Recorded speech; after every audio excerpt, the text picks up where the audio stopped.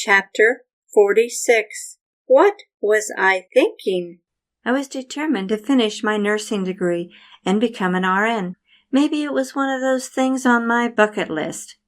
But at age 55, I found myself back in college. It was the most difficult 2 years of my life. The hours I spent preparing clinical worksheets, writing medication cards, homework, studying for tests, and doing busy work were far greater than I had anticipated. I broke down and cried at least once a week. Every spare moment was spent studying, which meant there was little time for family. My schedule was exhausting, some of which I brought upon myself. I was a class representative, the class photographer, and produced a short video of each student for our graduation ceremony. I turned 57 the week we graduated, and I asked myself, what am I doing? I'm not cut out to be a nurse.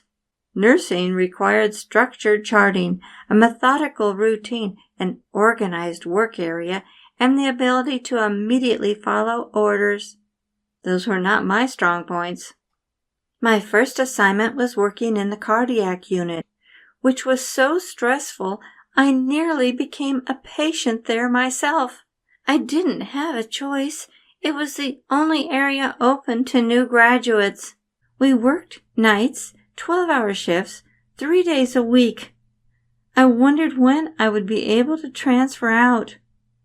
My real love was postpartum, but there were no openings when I applied for a job.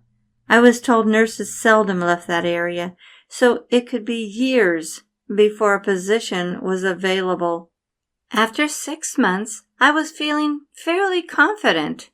Then one chaotic morning, I found myself behind on everything. It had been a horrendous night, and I began to panic when I saw the day nurse arrive for report.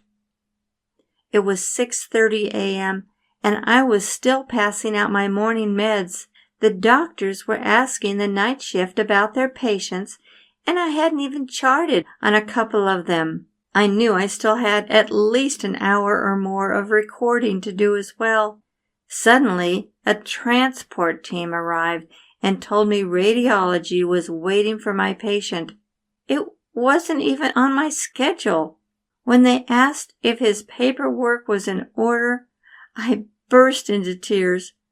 All I remember was a couple of nurses came to my rescue. Somehow, they helped me get through it. I determined right then that this area was not for me. Once I finished charting, I went straight to the mother-baby unit and asked the supervisor when a position might be available.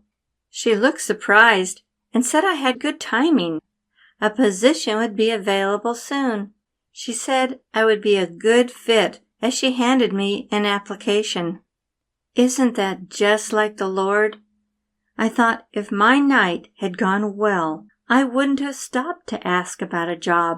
I worked there for 6 years and loved it. Then our sweet supervisor was replaced by another who wasn't as considerate. Working the night shift was stressful, and the new supervisor made it even more difficult. I contemplated working elsewhere, so began looking for another job.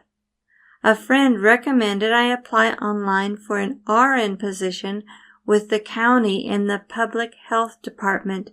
It was Monday through Friday, 8 hours on days. I had my job at the hospital working nights, 12 hours Friday, Saturday, Sunday. So I figured I could work weekends at the hospital and weekdays at the county. Once I was hired and felt comfortable, I could give my notice on postpartum. The county notified me to bring in a live scan, a form for a background check, and they would consider me for the position. I was excited about the prospect and looked forward to getting started.